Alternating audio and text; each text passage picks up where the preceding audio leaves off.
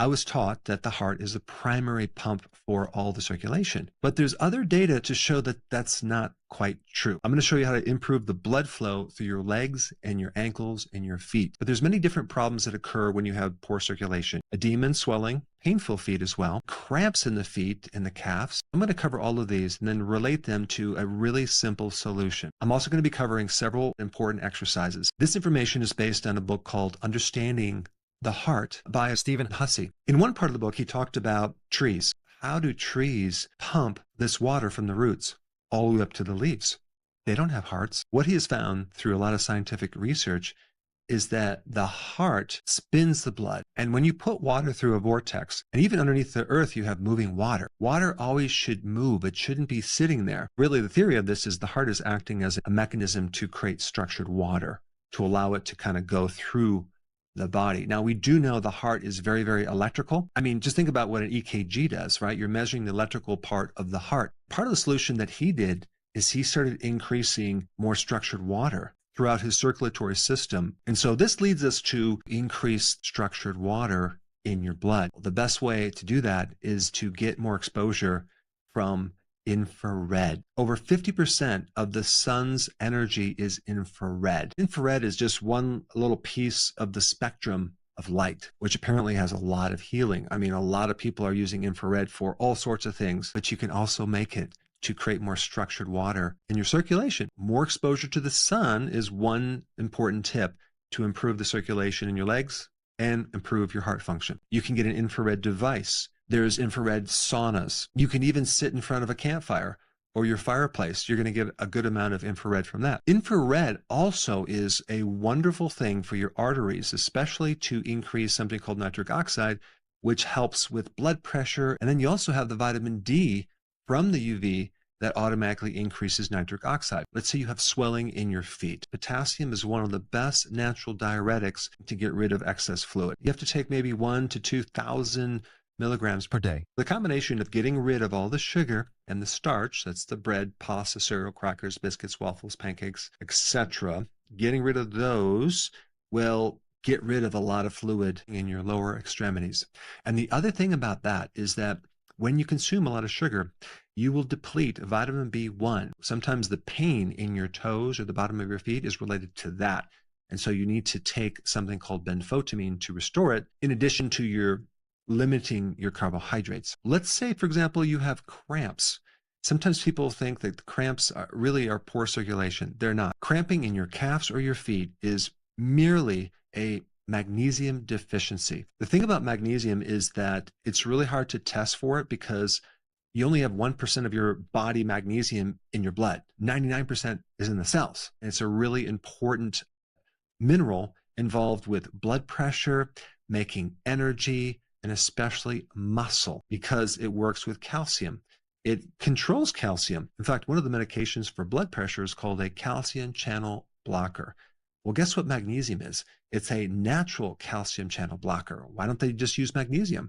Because you can't patent it. Magnesium is really important for blood pressure, but it's also essential to get rid of cramps. But sometimes you have to take enough over a long period of time. I recommend taking about 800 milligrams per day in the evening for some weeks until you get rid of your cramps, and then you can reduce it down to 400 milligrams per day. You want to take magnesium glycinate because that's the one that is the best absorbed and it doesn't cause diarrhea. Another mistake, compression stockings. If you already have problems with your arteries being constricted and you use these compression stockings, you're basically constricting blood flow. Not the best thing to do. Now let's talk about varicose veins. There's a really good remedy for that, diosmin, and it can help with varicose veins. Another little mistake that I think people make when they have circulation problems is they start doing high intensity type exercise. If you have a problem with the lower part of your body, whether it's edema, varicose veins, you want to go light on the exercise. You do not want to do any high intense anything, okay? You don't really want to do sprints just because there's a chance it could get worse. Walking would be the best thing. Let's go into the exercises. In this first exercise, we're going to combine elevating our legs with an ankle pump. So you will be lying on your back with your feet up on your wall while you move 1 foot at a time, back and forth, and you're pumping the fluid from your lower extremity back to the heart. The combination of elevation and the pumping motion is great to push fluid from the lower extremity back up to where it needs to go. That's one exercise. The next one I'm going to show you is an ankle pump while you're sitting. Now, let's say you're sitting in your chair through the day. You can literally just do this ankle pumping underneath your desk. This next exercise is really, really good because it involves activating more of the muscles in your calf and in your shin at the same time. And this is called heel to toe rocking. In this first one, you're going to be holding something, whether it's a wall or something to stabilize yourself so you don't fall down.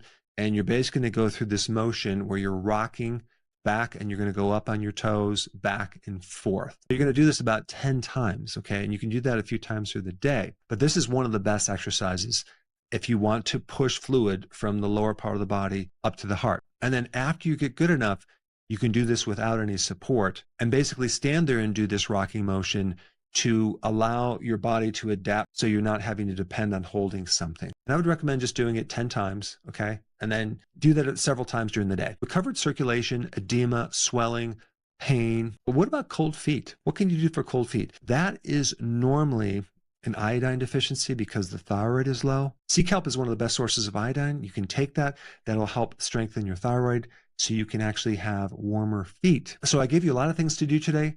Go ahead and apply some of them. And then please come back and comment down below on how it worked for you. Hey, before you leave, I just wanted to give you a little quick history on some of the books that I wrote. This was one of the first books. It's called Dr. Berg Body Shapes. It was my attempt at writing about body types. What was very interesting about this book is I actually did all the images myself. Don't ask me why. They look actually not quite as professional as some of the images that I have in the new book. But anyway, this is my first attempt right here called Dr. Berg's Body Shape Diets. And then I wrote a book more extensive called The 7 Principles of Fat Burning. I don't even have a copy anymore, actually, because it's outdated. The next book, I put about 1,000 hours into this one right here called The New Body Type Guide. Major updates on the body types. I put a lot of energy into this. It has professional images, graphics, all sorts of things. Now, the problem with this book is it doesn't really describe what this is really about. Body types are only a small portion of what's in this book. And that's why I changed the name to the Healthy Keto Plan, okay? If you happen to have this book, you don't really need this book because there's some only very, very minor updates. But if you don't have this, you need to get this one right here. This book goes into every single detail that you would ever want to know about. It goes into the 7 principles of fat burning. It goes into hormones, the body types, the basic keto plan. It goes into intermittent fasting. I talk about the 10 fat burning triggers and blockers and fat burning strategies with a lot of details in every single chapter. I go into body issues that interfere with losing weight. There's very few people that just have a weight problem. They have a lot of body issues, whether it's sleeping problems, stress problems, inflammation, menopause. I cover that extensively in this book. Then I talk about how to get rid of stress, and I show you a technique. Then I get into exercising. And then I have a lot of really good recipes in this book as well. So this is a good reference guide. On my website, if you get this book, you get this one free.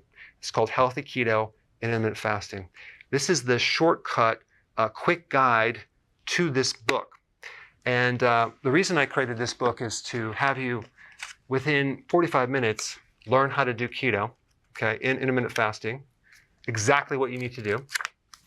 Then you can fill in the blanks with this book right here. So right now I'm doing a special. If you get this book, you get this one totally free, or you can go to Amazon and get these individually.